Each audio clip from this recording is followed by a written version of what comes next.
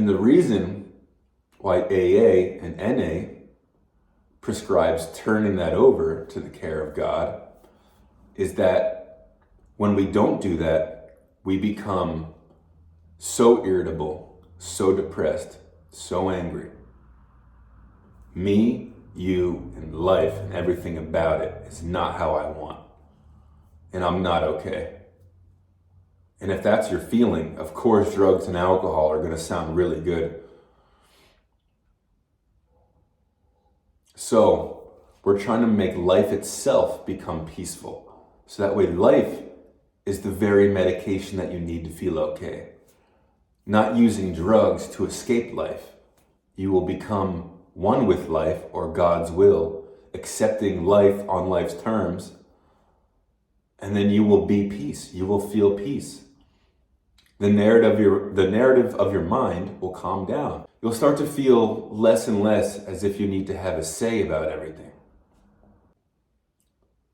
So, when we turn our will over to the care of God, the way that I define it is I'm letting go of my self-centered narratives, the thoughts about me, my desires, my wants, and I'm letting go of the outcomes of the things that I experience, and I'm accepting the moment as it is.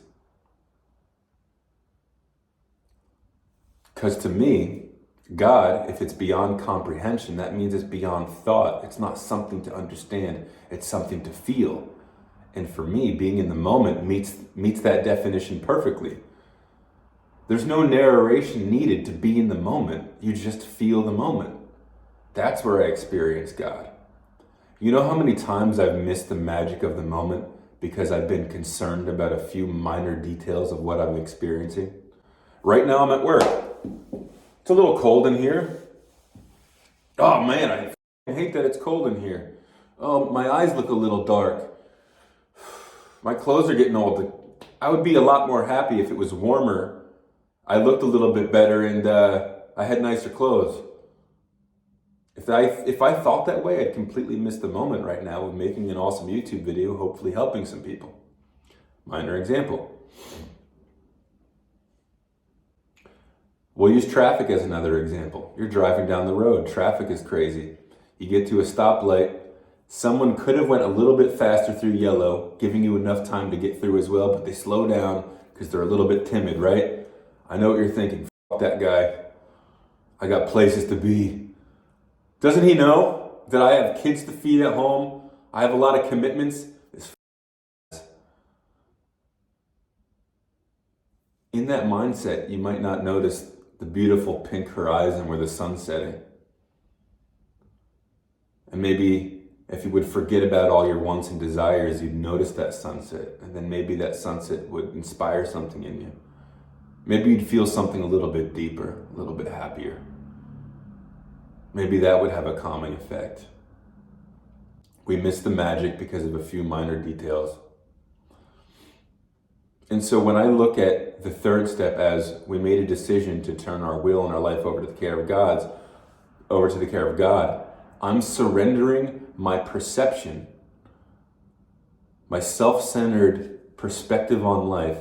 I'm trying to let that go and be in the moment and try to apply the highest ideals and principles that I can conceive to the situation. So right now, I'm going to try to do my best to make this video. When this video is over, I'm going to do my best to paint this house, and I'm going to try to find gratitude that I even have work, that I'm getting paid the money that I requested. I get to work for myself, and I get to experience the pride and the joy of contributing in community and creating something beautiful. That's what I'm going to do. That's how I'm going to look at it. I'm surrendering my inclination to want to be upset, feel like I'm tired, feel like I'm not getting enough, feel like I'm underappreciated.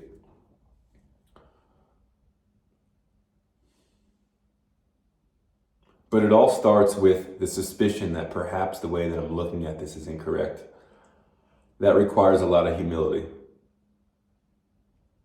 Nobody wants to admit that they're wrong. Like I said earlier, we always want the situation to change.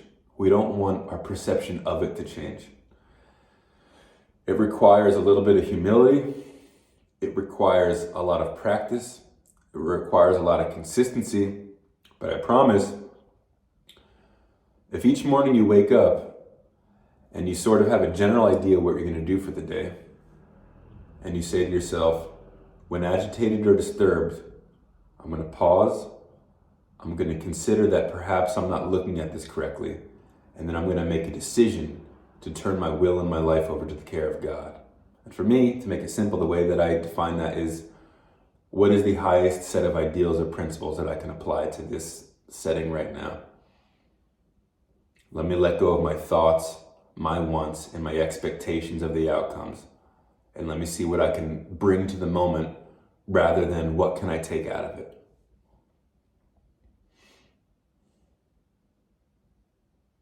And you do that enough, it'll become second nature. It won't be an arduous practice, it will become part of you. I guarantee it. And then a lot of amazing things start to happen. You'll start to see how much your brain has been afraid. You start to see just how self-centered you used to be. And instead of taking it so seriously, you just start to put a jester hat on it. You learn to laugh. And yeah, when you let go of that self-centered narrative, that internal dialogue, and you open up the orbit of your consciousness, it'll no longer just be here in this small space. It'll open up. You'll start to notice more beauty. You'll start to have more gratitude. You'll start to be needed more. And you'll find service as a beautiful gift. It won't feel like a detriment to the ego. So, in closing, if you do this every day, this practice of letting go of outcomes, expectations, desires, it'll solidify into you being a much more accepting of a person. You'll let go a lot more, and you'll start to notice a lot more magic in life. And as a result, drugs and alcohol will slowly start to be removed from your desires, because life itself will be healing for you. You won't feel burnt by everybody. You won't feel burnt by life. You won't feel so angry or so depressed.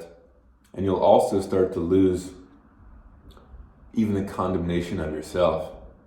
You'll see that at times you're powerless to be anything but yourself. And you'll give love to the things that you disagree with about yourself. You'll lose interest in yourself, and you'll just be as you are. You'll be okay. You won't think about how you look as you speak, or if you could have done better at work, or maybe if you were a better family member or lover or friend. You'll just be okay. So, I'm running out of steam. I'm not going to put a comma where God puts a period. I love you guys. Thank you so much for watching, and take care.